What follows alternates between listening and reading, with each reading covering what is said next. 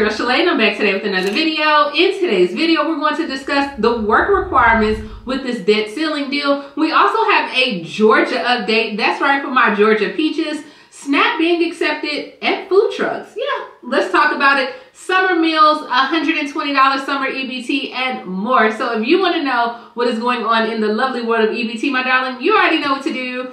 Stay tuned. Your girl's got you covered. Now, if this is your first time tuning into my channel, hi, hello, hey friend. My name is Shalae, and here on this channel we discuss shopping, saving, and everything in between. I would love to have you a part of my internet family. Super easy. Click that big old red subscribe button down below and you're in just like that. And while you're at it, go ahead and give me a like because you love me bringing this content to you. Guys, I have to give a big shout out to you all for the prayers that you have sent for Miles. When I tell you it is working, it is working. Where 2 or 3 are gathered in his name, honey.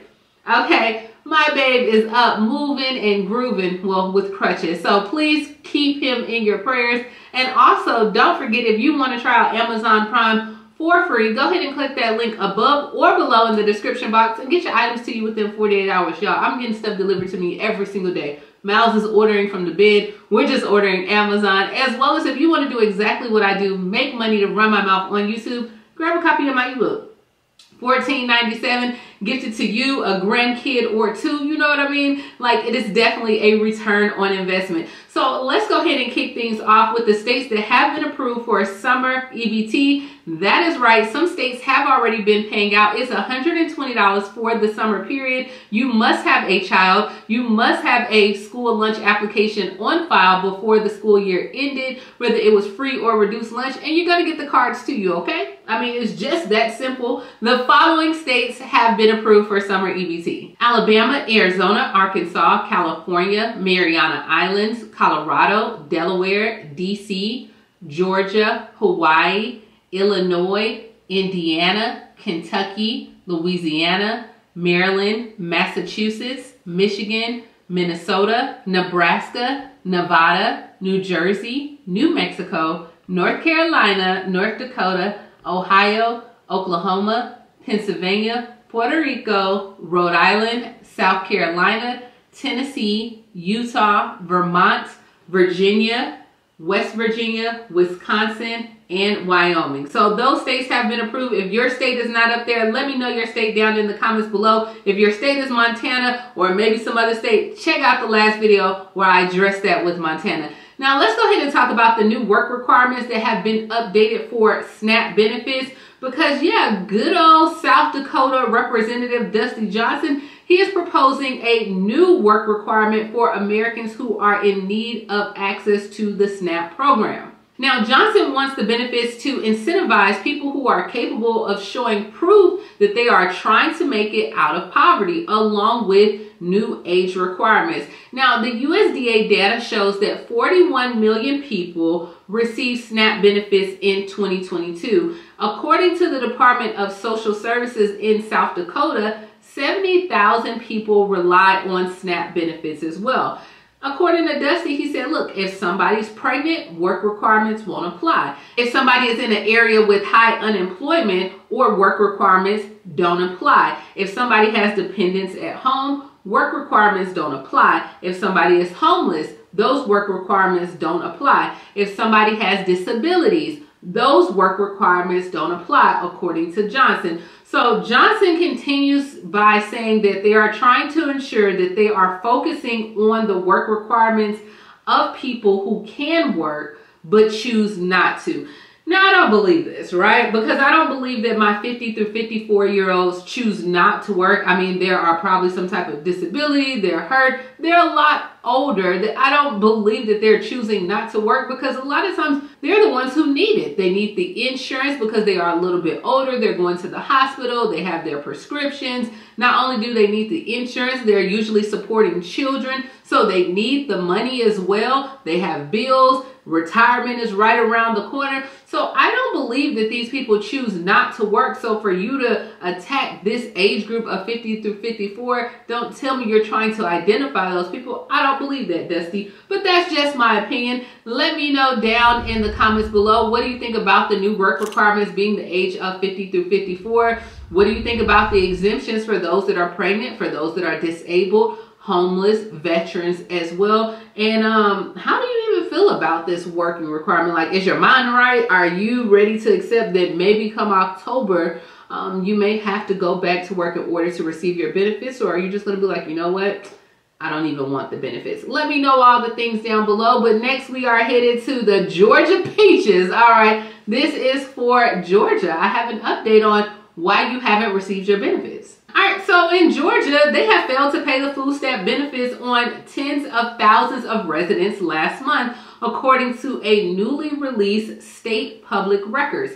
In all, about 37% of the applicants for the SNAP program were processed and paid out on time in May. The other 63%, or 46,000 applications, they were delayed. So the State Department of Human Services oversees the benefits program. And guys, if you go on their Facebook page, it be going down on there. Okay, people are talking trash. People are like, where are my benefits? And on there, one SNAP recipient said that they had to apply to renew their benefits, and they did this nearly 2 months ago, but haven't had any food stamps since March.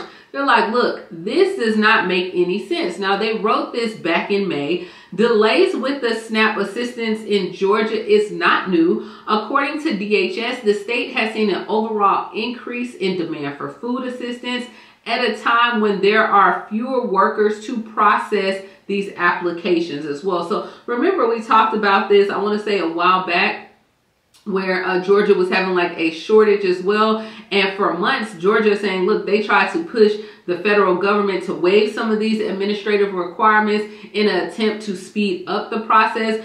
And I think some of the waivers that they had was like, the waivers were taken up to a year, that they submitted some of these waivers last year. Georgia said, look, we are working as quickly as possible to get all applications, renewals processed, and are actively hiring to fill positions so we can serve our clients more expeditiously. But we are also being hampered by federal rules and requirements which prevent us from streamlining this process as well. Now, this is according to a spokesperson at the DHS. So far, the federal government has approved 3 waivers that the department had asked for, but 4 of the other ones are still under consideration. Now, some of these waivers would allow for Georgia DHS to automate some of the application process. So that means they wouldn't have to input them manually, as well as some of them were to ease like the workforce as well, or even some of their shortages that they have as of right now. So they're pending, and applications, we all know that applications for food stamps are supposed to be processed within 30 days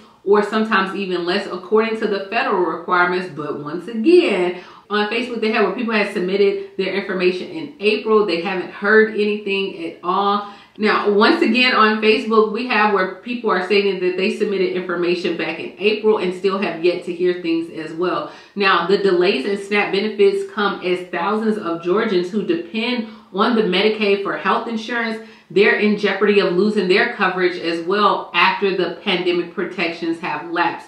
So remember, around the pandemic, the Medicaid requirements for recipients to periodically requalify for the program, they were waived. But now federal and nonprofit experts predict that large number of Medicaid beneficiaries could lose their coverage starting this month, because now they have to recertify and get that information back on board. So let me know if you are in Georgia. Have you heard anything regarding your SNAP assistance?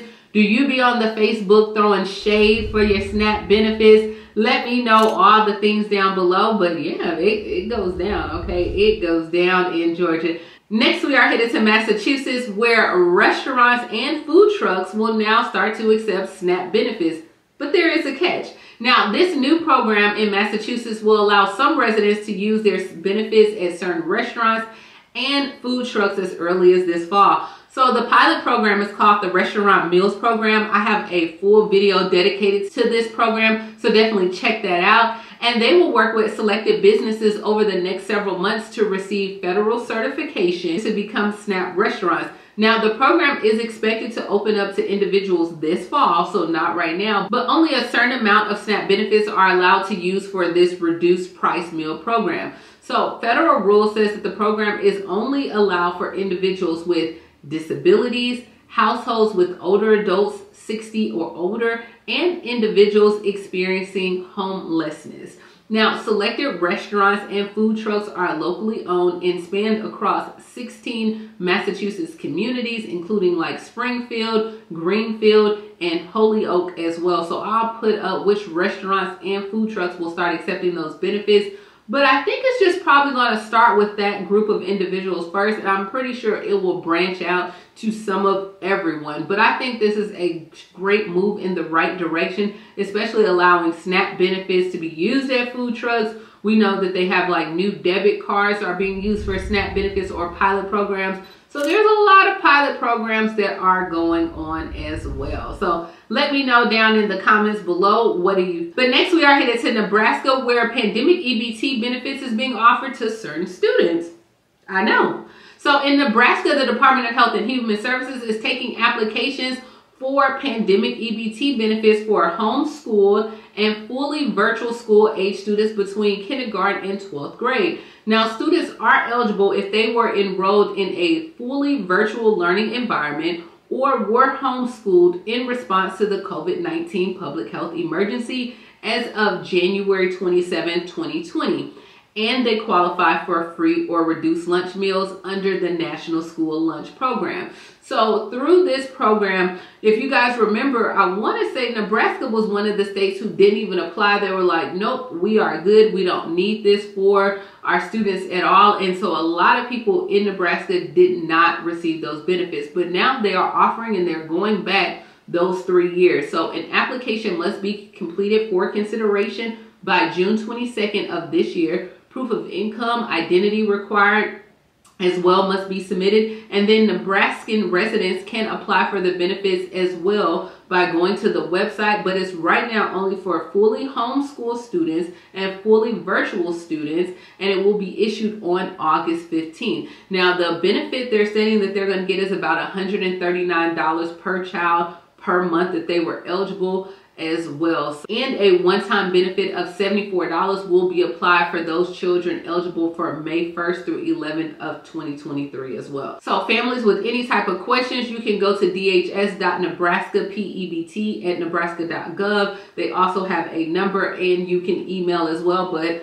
kudos to Nebraska. I mean, that's going to be a lot of money. Okay, if you qualify, that is a lot of money to go back almost 3 years to get those benefits. Speaking of benefits, we're going to talk about how some families are banned from food stamps for life due to past drug convictions. So part of the new farm bill that's supposed to come out in October, the 2023 Restore Act would repeal nearly 30 years old federal law that denied nutrition assistance to people who have been convicted of drug felonies in their lifetime. So if you remember back in 1996, which that was under the Clinton administration, they had the Personal Responsibility and Work Opportunity Reconciliation Act. And it also what became known as like the welfare reform during the Clinton administration. Now, at that time, there was a law that diminished like access to affordability of childcare, as well as SNAP for families, as well as TANF. So if you received a felony during that time, you were not eligible for any of these federal benefits. And they had where states could go in and opt out of enforcing like that ban, or even have their own program. And a few states did, right? About 22 states end up like making their own plan when it came to that. South Carolina is the only state that still enforces it. So if you have a drug conviction in South Carolina, you would not be eligible for SNAP benefits. But if Congress passes this Restore Act, it will nullify anything that states have on it, as well as the conditions for a person to receive SNAP assistance as well. So this new law would also allow for people that are leaving like jails and prisons to apply for SNAP benefits up to 30 days before they're released. So that way they will have access to their food as soon as they leave incarceration. And we have where there's some pilot programs that are going on for that as well. I talked about where Illinois is doing a program. And it was another state that now where you can apply for benefits while you are still in jail as well. So that's what we have going on. And then last but not least, guys, do not forget that the summer meal programs are going on. Yes, we have the summer pandemic EBT of $120, but you also have where students up to the age of 21 can go to schools or different locations and receive free breakfast, lunch, as well throughout the summer, and there's several different locations. You can dial 211 and you can find out these, but also you can do a quick search, and there's so many places that are going on. You can eat at libraries, you can eat at schools, and it's free all summer long for not only, in some states they're doing even for my seasoned seniors as well. And this is what we have, guys. This is what's going on in the world of EBT. Once again, thank you so much for your prayers in regards to Miles and his recovery. He's up, he's moving, he's happy. So please continue to pray for him and myself as we go through this process, as well as if you would like to receive some Amazon Prime, go ahead and click that link above or below in the description box. And yeah, as always, please like, comment, subscribe, and I will talk to you later, Gator. Bye, guys.